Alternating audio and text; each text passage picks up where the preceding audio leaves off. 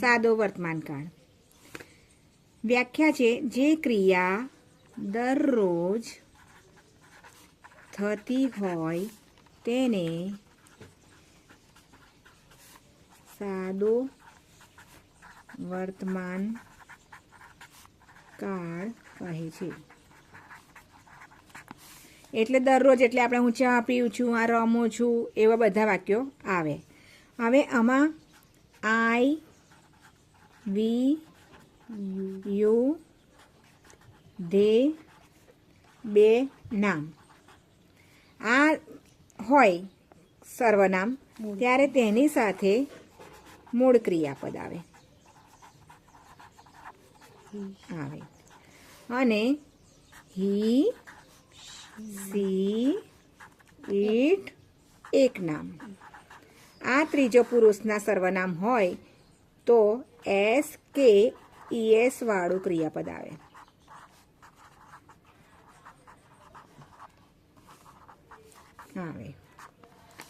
હવે આપણે આ લોકો છે તો કોઈ પ્રોબ્લેમ જ નથી. આપણે મૂળ ક્રિયાપદ ડુ હોય તો ડુ જ મૂકી દેવાનું છે, પણ આમાં કદાચ ડઝ લગાડવાનું છે. પણ આ લોકો હોય તો આપણે ઈએસ ક્યારે લગાડવાનું, ઈએસ લગાડવાનું કે એસ લગાડવાનું, તેના નિયમો. એસ કે ઈએસ લગાડવાના નિયમ.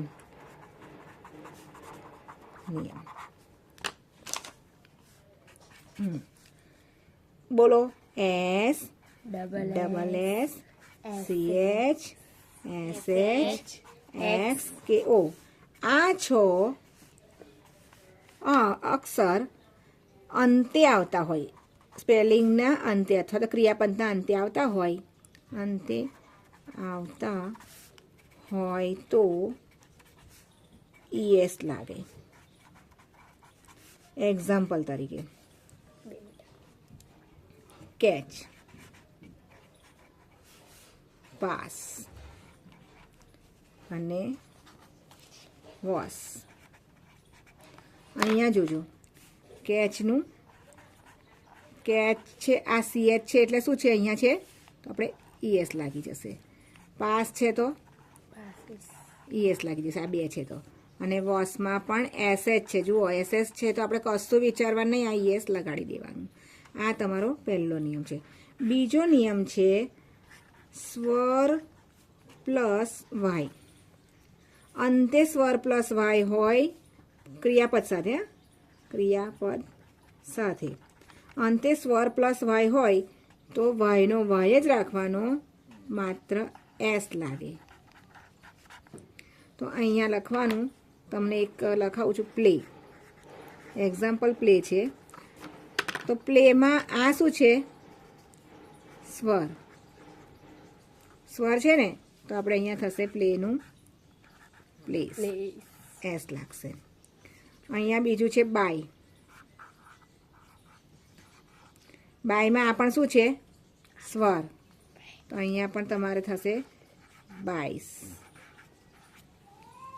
હવે ત્રીજો નિયમ છે તમારો વ્યંજન પ્લસ વાય. અંતે વ્યંજન પ્લસ વાય હોય. જુઓ અહીંયા વ્યંજન પ્લસ વાય હોય તો વાયનો આપણે અહીંયા શું થઈ જશે, આઈ થઈ જશે, પ્લસ ES લાગશે. વાયનો આઈ થાય પ્લસ ES લાગે એટલે સાદું વર્તમાનકાળ થશે. હવે આમાં એક્ઝામ્પલ આપણે જોઈએ ટ્રાય, ક્રાય અને બીજું છે ફ્લાય. આવા આપણે શબ્દો જોયા છે.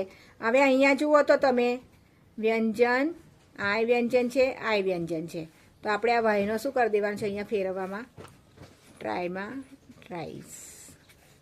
અને અહીંયા આપણે ફેરવીશું ક્રાય છે તો ક્રાય છે, મારે વાયનો શું બનાવી દેવાનો આઈ અને ES.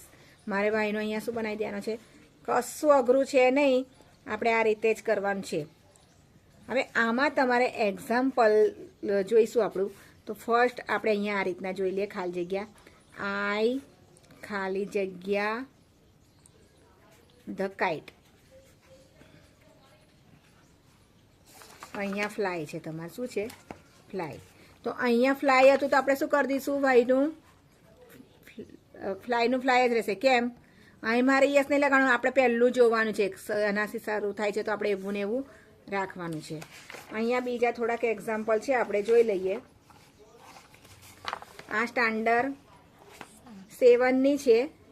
એમાં આપણે લખીએ છીએ યુ ખાલી જગ્યા મિલ્ક. અહીંયા લખવા છે ડ્રિંક. યુ છે તો પણ એવું ને એવું રહેશે, ડ્રિંકનું ડ્રિંક. ત્રીજામાં છે શીતલ ખાલી જગ્યા મિલ્ક. તો ડ્રિંકનું શું થઈ જશે? શીતલ કોણ છે? આ શીતલ છે, સી છે અહીંયા. શીતલ સી છે અહીંયા. શીતલ સી છે એટલે આપણે એસ કે એસ લગાડવાનું, પણ ડ્રિંક છે તો ડ્રિંક્સ થઈ જશે. શું થઈ છે? ડ્રિંક્સ થઈ ગયું. હવે આપણે અહીંયા જુઓ, દેવામ ખાલી જગ્યા ફાસ્ટ. રનનું કરવાનું છે રન્સ. અહીંયા તમારે ક્લીન છે તો અહીંયા વીનું ક્લીનનું ક્લીન રહેશે. અહીંયા એવું ને એવું રહેશે, અહીંયા એવું ને એવું રહેશે, અહીંયા તમારે એવું ને એવું રહેશે, અહીંયા એવું ને એવું રહેશે. માત્ર તમારે હીમાં છે તો ક્લીન્સ થઈ જશે. અહીંયા શું થઈ જશે? ક્લીન્સ. અને અહીંયા યુવાળા હોય કે યુવાળા હોય, આઈવાળા હોય, વીવાળા હોય, ધેમાં તો તમારે એવા ને એવા જ મૂકવાના છે. અહીંયા હેતા લખ્યું છે. હેતા છે સીમાં છે એટલે આપણે ઓપન્સ કરવાનું. હેતવી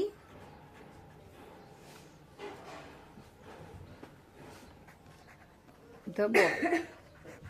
અહીંયા જુઓ, હેતવી કોણ છે? સી છે. અહીંયા એણે કેચ કર્યો છે બોલ. તો આપણે અહીંયા હેતવી કેચીસ બોલ. અહીંયા કેમ CH છે તો આપણે શું કરશું? કેચીસ બોલ. 5 આપણે એક્ઝામ્પલ જોયા છે. અહીંયા આપણે એક પાછો એક એક્ઝામ્પલ જોઈ લેશું. સી